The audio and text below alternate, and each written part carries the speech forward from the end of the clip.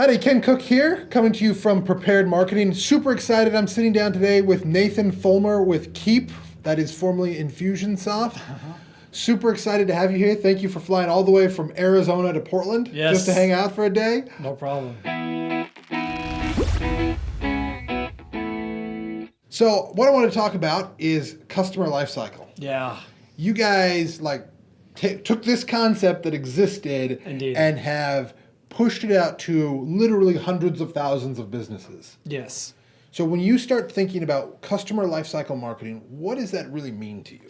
Fundamentally, it's addressing the key areas of waste that all small businesses deal with. And so there's something that we needed to be able to do to help people understand that they didn't have to, in order to grow their business, they didn't have to spend more money on leads. They didn't have to have extravagant websites. They didn't have to do all these really kind of fancy things that really wouldn't move the needle, but instead help them become really, really great at the fundamentals of lifecycle marketing. And just by being great at the fundamentals, they'd find themselves getting results that they could only dream about, but prior to. When you look at the average customer, Yeah. what does it take for them to implement this? Is this a rebuilding of their entire business? No. Or is this just a different way to think about something? It's a thought process for sure, but it's not something. It's not where like, okay, I have to learn this insanely massive new skill. Instead, I'm actually going to take you away from the chaos in your business, and I'm going to help you look at it through a much simpler lens. And we're going to be able to identify where in your business you have the biggest cracks, and it's almost all the time not where they think that it is. And so from there, it becomes the strategic component of lifecycle marketing is understanding where am I, what do I want to implement first? And so some people think, well, I want to start with more leads. I need more leads. But then when we actually have the conversation and help them uncover that they're getting a ton of leads, it's that initial follow-up that's so bad. And we help people become more effective at that first key area of waste. Now all of a sudden they've doubled their sales and maybe even spent less on lead gen than they were before. Right. Yeah. Well, that's one of those big things. I tell people all the time, most businesses don't need more leads. Right. If I were to come to you today and say, look, here's 50 hot qualified leads. Here you go. Yes. What's going to happen to your business? And I would say almost universally I get, well, it would fall apart. I wouldn't be able to deal with it. I wouldn't be able to help them. I have no ability to follow up with all of that. I don't know what I would do. That's that kind of crack that lifecycle marketing is addressing. It absolutely can. Yeah. So from a consultative approach, I've had countless conversations with small business owners, and I ask them the question like, hey, how many new leads are you getting a month? Like, walk me through your kind of customer journey right now. And I'll use round numbers for simplicity, but they would say, well, I get 10 leads a month. That'd be phenomenal. How many of those people bought right away? And they'll say, 2 to 3. Okay, awesome. What's happening with the other, 5 to 7? Yeah. That aren't buying right away. Excuse me, the math, the 6 to 8 that aren't buying right away. And usually the answer is, well, I kind of follow up with them. Well, how many times? Well, maybe once or twice, right? And then the shame starts to creep in, and they know that they're like, I know I should be better at this, but I can't because I need to go focus on this area of my business over here. There's 10 balls in the air that I'm constantly juggling as a business owner. So when we think about lifecycle marketing, again, going back to helping businesses being really good at the fundamentals and then leveraging the tool to help them duplicate their efforts, knowing that they can't clone themselves. You've got 3 choices if you want to grow. I can hire people, which is risky and expensive. I can work even harder, which that usually that suggestion drives a pretty emotional and emotional response that's usually a heavy sigh or grunt. It's like, nah, I can't work any harder. Exactly. Or you can automate. So that's what that's what we're so passionate about in the realm of small business success. And now our new mission as Keep is to simplify growth for millions of small businesses around the world. We know how to make rapid growth happen. Now we need to simplify that rapid growth. So we're going to talk a little bit about a framework. Yes. And this is something that we have introduced to a large volume of our customers, and it's been really successful. No, you guys are awesome at it. And that is a piece that that I think really starts with this issue of how do we attract leads into the business? Yes. And a lot of people don't know how they attract leads into the business. Why do you think that it's so common that people struggle with this basic concept of how do I attract folks? Lead gen. Most common, it comes down to most businesses, small businesses start off, I mean, their lead gen is exclusively through word of mouth marketing. That's it, right? And they fall into business or they luck into business. And the thing is that when you think about your sphere of influence or your personal network, it's usually pretty finite for most small businesses, right? Yeah. So eventually that runs dry. So what you want to be able to do is kind of diversify your lead generation strategy. So what happens is someone would have started a lead generation strategy and building their list and building those relationships and positioning themselves as experts who could help that particular type of customer. By the time that their network started to dry up, those leads that they had started kind of bringing into their business and nurturing would be ready to engage and have conversations, right? So you have this mixture of, from a lead generation perspective, you have the low-hanging fruit, and then you have the stuff that needs to be on the tree a little bit longer. So, but if you just leave it there and you don't engage with it, it's not going to be ready for harvest. That's where lifecycle marketing is another huge component, is it allows you to continue to stay engaged with those people during that ripening process, if you will. Yeah. Because sales is all about timing. You've got to be in the right time. If you had 10 leads and 2 of them bought, it doesn't mean that the other 8 were bad leads. It means that it was bad timing. It means they weren't ready. There was something going on. Right. So probably 2 of those 10 were bad leads, but the rest are ready. It's just about being in front of them and kind of the front of their mind when that timing is right. That's what lifecycle marketing enables a business to do, is to make sure that when that business has that moment where they now become ready, they're thinking of you. Yeah. So we talk about with that, you've got to have the right person, Yes. the right message, Yes. at the right time. Yes. And if one of those 3 components is missing, Yes. it's just not going to work. Correct. And I think what happens with this, and we'll get into this when we get into nurture, is, well, if it's not the right time, I'm just going to worry about it later. Right.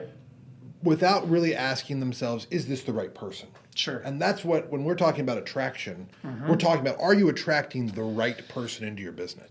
When you want to think about who your ideal customer is it's not saying that this is the only person I ever want to do business with, but you want to think about the person that you never want to miss an opportunity to do business with.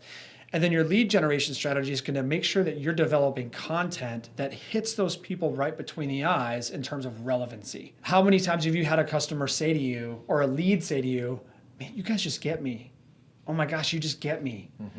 That's what good lead gen is about. It's about connecting to people's stories and what's going on in their lives by relating to those problems, by relating to how they're feeling in that moment, what they're sick of, what they're trying to avoid, right? All of those kind of away thoughts, right? People are trying to move away from a pain or a problem. And so really speaking to that, the trouble is most small businesses, sales and marketing strategies lean towards segment, right? I'm going to help you do this faster. I'm going to help you do it quicker. I'm going to help you do it cheaper. I'm going to help you towards.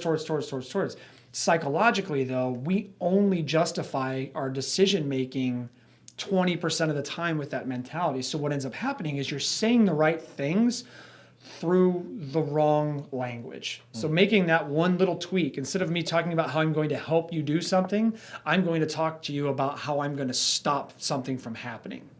Now I'm really connecting with you as a business owner because I understand your problems. Now this person suddenly starts listening because I've caught them in that moment where they realized there's not another hour in their day that they can spend in their business without neglecting their families. Yeah. Or there's not another moment that they can spend in their business because they're neglecting their customers, right? They've hit that threshold.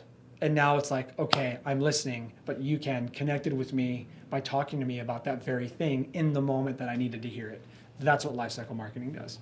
Excellent. So we're going to move on to capture. It's surprising to me on a regular basis how poor capture systems are. Totally. Oh, you contact us? I mean, it's one of those things that it's like in the internet age, how many more websites do I need to go to where the contact us doesn't work? Or it's a discount. Yeah. Right? I don't know you, but I'm making my product cheaper immediately. Right. What does that say about me as a product or service? 10% off right now. Even as soon as you get on the retailers. site. I as a consumer, and because you know what, I've been behind the curtain of all this. I know how all this works. I actually lose appreciation for a business where I get to their website and the first thing that they do is offer me a discount. Right. No, instead, talk to me about how your product is right for me, not that you're willing to sell it to me for cheaper. Right. When we're looking at this capture piece, this is Yes. often a piece that's missing.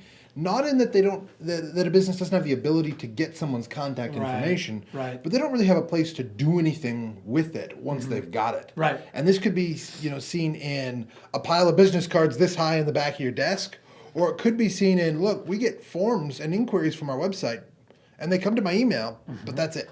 Or they're my newsletters. Right. And I don't understand why they think that's lead capture. Right. That's how I'm building my list. And then you're sending monthly newsletters. When's the last time you read a newsletter? It depends on how good the newsletter is. Maybe. Okay. I But can't tell you the not last often. time I read a newsletter. Yeah, it doesn't happen.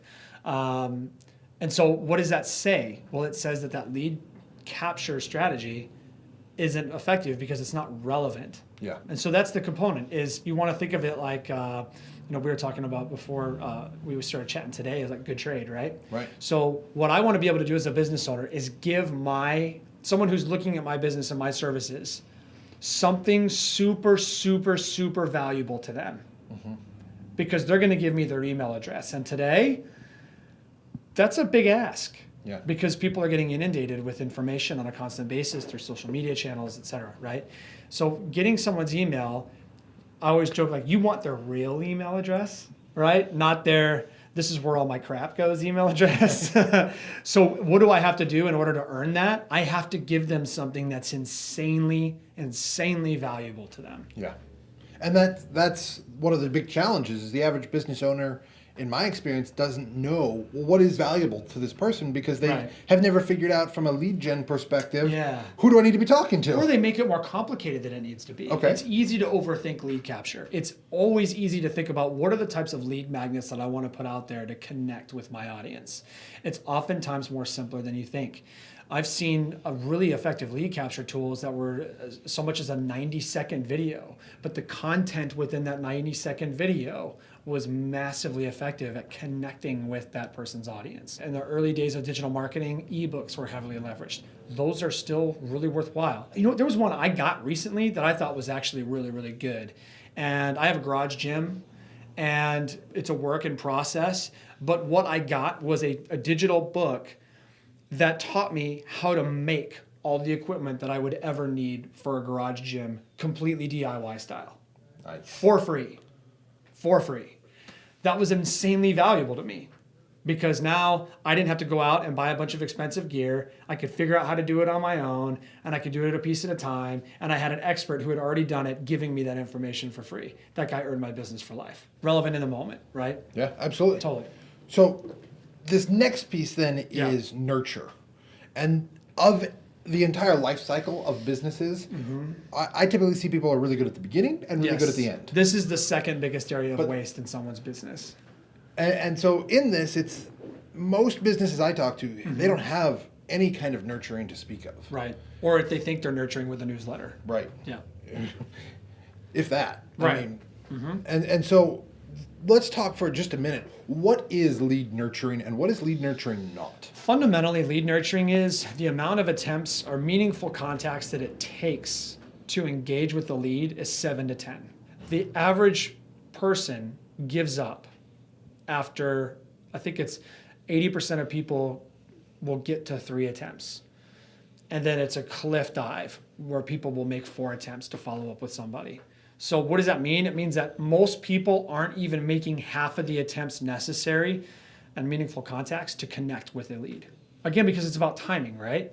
So if I'm still a really good lead and a really good prospect for your services or your goods or whatever you do as a business, but maybe I'm 6 months away from being able to buy it, right? Well, if you only follow up with me 3 times, it's not when 6 months comes along, I'm going to be thinking of someone other than you. Right.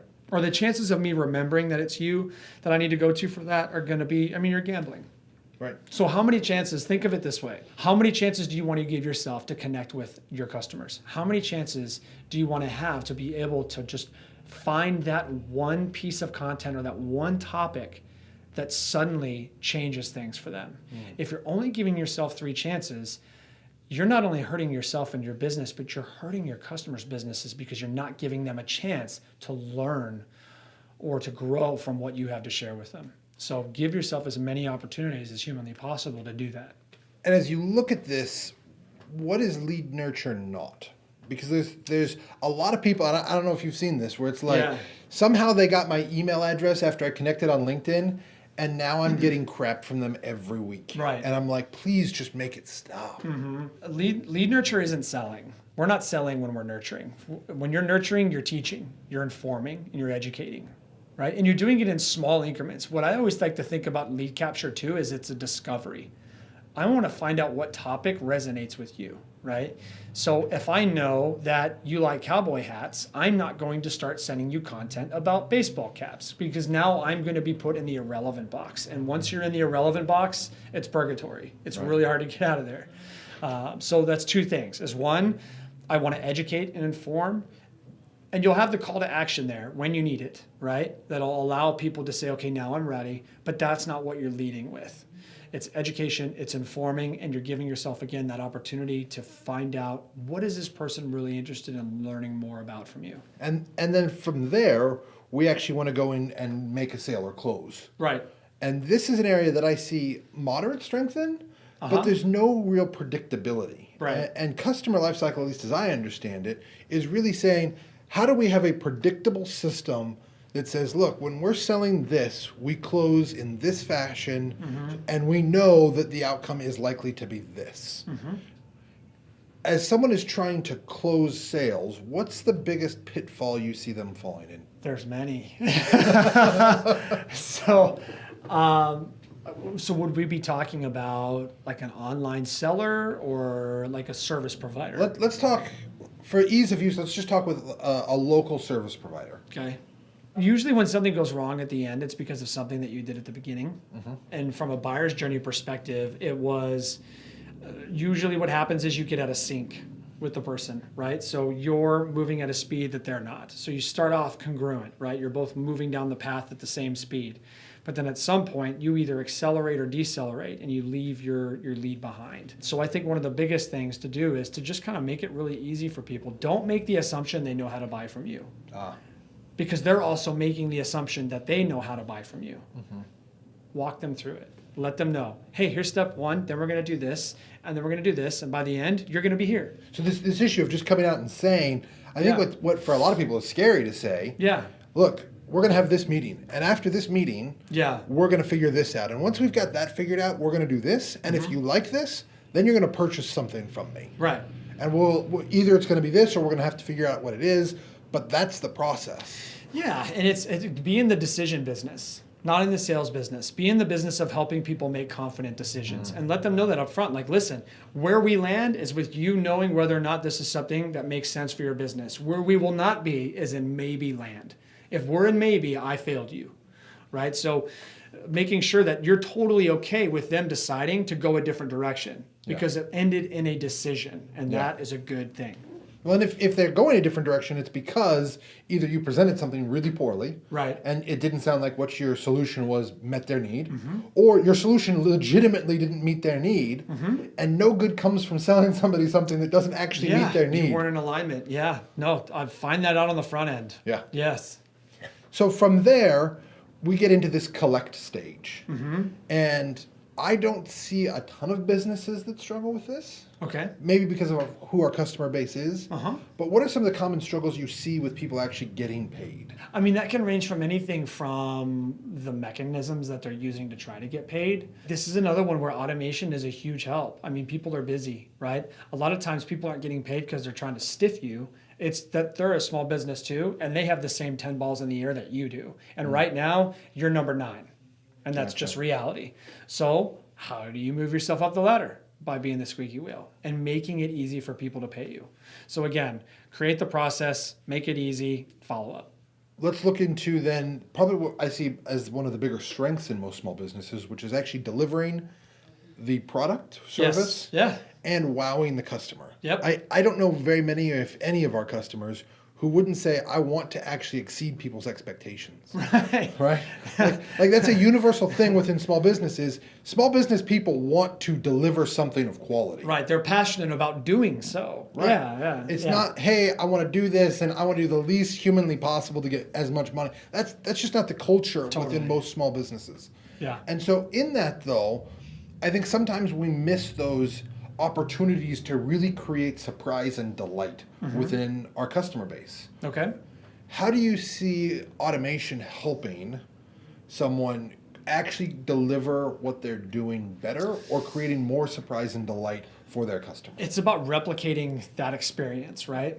And when you as a person, coming to Rob from Michael Gerber, an E-Myth type of methodology, is when a business owner when they're acting as the systems, processes, and procedures in their business, then those are going to fluctuate from day to day, right? You have kids, I have kids. There's some days that I'm A game, and then there's some days I'm dog tired, and my best that day is not going to be as it was yesterday. Yeah. So how do you leverage automation? Well, or how do you create a consistent process? You leverage automation, right? Do you need to hand type that email? Probably not, right? Do you need to hand schedule that task for yourself to complete this at this day and time? Probably not. So leverage systems, processes, and procedures to create consistency. And that also helps a ton when it comes to your staff, because then they don't have to guess, right? There's a lot of people who accidentally do something right, and then they accidentally don't do it the same way the next time. And so those results can be really hard to duplicate. So leverage systems, procedures, and processes to create that consistency in your business. And that way you can always maintain it. That's what one of the things that is really undervalued about a tool like Infusionsoft. People look at it for the sales and marketing component because that's the cool sizzle thing to talk about, right? Yeah. Where businesses really start to sail. And you've seen this, right? A team of 5 suddenly starts moving like a team of 15 is when they start turning that tool inside their own 4 walls and leveraging it to be more consistent themselves and create that consistent experience. Now everybody's doing exactly what they need to do when they need to be doing it, and nothing is slipping in between the cracks. Yeah. Yeah. I think one of the other things in there that I see is there's a lot of these little kindnesses that we do or can do Yeah. that get missed because we're busy. And it's not that you don't want to do that thing, it's that you just don't have time in many cases. Or you forget. Right? Yep. And so if you can do something as simple as thank somebody and have that so that every time they make a payment, they're getting a thank you from you. That goes so far. I have a really cool story about that, actually. All right. There was a realtor. So when she closed on a transaction, she did not ask for referrals at close of escrow. She waited like a month because she knew when people are buying a house, again, 9 balls, 10 balls in the air, you're number 9, right? Yeah. So someone just closed on a house, they have a whole lot of other things on their mind than thinking about who they can refer to you. So about a month would go by, and then those people would get flowers, but she wouldn't send them home. She'd send the flowers to the wife's office. Interesting. Yes. So now the wife gets flowers. Everybody in the office wants to know who they're from. And then what does she tell everybody? These are from my realtor. And it was so money. So she tried a few different things. She tried gift cards. She tried chocolates. But the flowers did it. Everyone notices flowers. And so then she's talking about her realtor in front of her entire office. And then what does someone say? Oh my God, I have to meet your realtor. Here comes the referrals. Yeah, it was awesome. So, and she legitimately made her customer happy by getting surprise flowers at work that day. It's awesome. Everybody wins. Everybody wins. The husband wins because he doesn't have to buy flowers. So let's talk about upsell, because this is an area that I think a lot of business owners want to do well. Yeah. But I very rarely see being done well. The paver story. Yeah. So there was a contractor one time that I was talking to and was doing some consulting work with, and he did kitchen remodels, but he did a lot of things for the home, right? So he's driving, he finished a massive project because he did an entire customer remodel, and he's driving, their house was on the way home for him, and he's driving by one day, and he notices they have a brand new paved driveway. And he's like, I do paved driveways. Why didn't they call me? And the easy answer is, and the inconvenient answer is, because they didn't know you did paved driveways. And so that upsell component is a lot of times, again, people make assumptions about what you do and the scope of which you do it. Educate. Hey, you're doing this. Did you know that we also did this? Or, hey, we just recently performed this service for you. A lot of times what makes a difference is this amount of time after we do this, right? Especially for service-based businesses. Those upsells, that component is really a lot of times just limited to the fact that you're not letting your people know that you can help them with that. And so what do you see as the best way, or what are some of the most successful things that you've seen implemented to tell people that, hey, we do this too, or what are some of the successful things that you've seen that help drive upsells in a business? One is consistently doing it, right? When you consistently do something, you consistently get results from it, right? So, and that's the same with referrals. Upsells and referrals, to me, go hand in hand. As long as you're asking for them and educating them, you're going to get consistent results. So that's rule number one. Rule number two is, again, to make something work really well at the end, do something really well at the beginning. So know who your customers are and collect information about them. Understand what is important to them or the things that they're doing outside of that particular topic or service that you're going to provide for them. Yeah. Right? We don't have to hit them all at once in the beginning. You know, like a frying pan that says you can tackle all of these different tasks for them. You start with the things that are going to move the needle for most for them, and then you start saying, okay, now that you're really good at this, right? One of the things you guys do really well is help people get unraveled. Right. So does it make sense to have a lead generation conversation with someone whose business is just a complete knot of USB cords? Probably not. Yeah. So you hold off. You guys complete that, and probably, what is it, like 6 months into the relationship, you go, hey, by the way, we can also help you with this here. Right. Now that business is ready for it, and now they actually get to experience the results from those efforts because you did all the front end work over here. We had a guy that we were working with. We did one of our business 360s where we bring in an operations team, finance team, and we come in and look at marketing. Yeah. And this guy was a doctor, and he was only getting paid from insurance 1 or 3 out of every $4 he was billing. Yeah. And he had $1 million practice. So he's literally leaving $250,000 on the table. And so we came in and said, look, we can do marketing for you, but why would I market to make you 75 cents on the dollar? Right. First, let's get this issue of medical billing solved. Yep. And then let's move forward on marketing. Well, the other component is it's a lot easier to grow a customer you already have than it is to acquire a new one. Yeah. Yeah, absolutely. And Yeah. if you can establish trust by doing right instead of just saying, look, you're willing to buy something for me, so I'm willing to sell it to you. Yes. You can then show that you can be trusted, not just with the small things, but with the big things as well. Absolutely. And so the final piece, I think, is a piece that most businesses at least tell me they do well. Sure. Right? The Which Pinocchio. is this issue of referrals. Uh-huh. Now, I like to take referral and add one extra piece into it, which is Net Promoter Score. Totally. NPS is a huge part of referrals. And if you're not looking and you don't know what your Net Promoter Score is, or you don't know, in essence, how happy is your customer, you're just asking everyone for referrals. Right. That's a really great way to get bad reviews. Yes. Especially because we all screw up, right? It's not that anyone's perfect, but how do we deal with it? How do we know someone's unhappy unless they're telling us? Sure. And so if you don't have a system to just ask, hey, how are we doing? It's really hard to then get quality referrals. Totally agree. You're dead on. It's one, again, it goes back to consistency. This is one of those fundamentals where if you just do it all the time and you know what's happening, you'll get results. And it's not just asking once, right? You can't just say at close of business, hey, can you give me some referrals, right? That referral may come from that person a year later, but that definitely never would have happened if you didn't ask for it a year later, right? So there's that first component of it. The second component of it, yeah, you hit the nail on the head, is are you asking for referrals from the right people? You know, if it's the guy that, you know, hey, did you do your best work in that scenario? Maybe not. Maybe it's worth waiting a while before you ask that person for a referral. And that comes back to segmentation, right? Can you put your customers into buckets and know? And if you didn't do the best job, like so our NPS system that we've built, it basically says, look, if they're neutral or detractor, we're going to have action by the owner. Yes. Or whoever owns that portion of the business, right? Yep. And so it's, look, if they're just neutral, let's ask them, how can we improve? If they're a detractor though, we want to call them. Yes. We want to get on the phone. We want to make things right because, again, small business owners, they seek to actually wow people. They're not sitting here saying, look, how do I take advantage of the people, right? They're saying, how do I create wow? And I think many times they get a report that someone is a detractor and they're a little bit surprised. Or they don't know what to do. Right. Yeah. And so if there can be an easy process that says, look, pick up the phone, ask, what's wrong? How do we make it right? How do we move forward? Yeah. It gives you a path to really find success in that.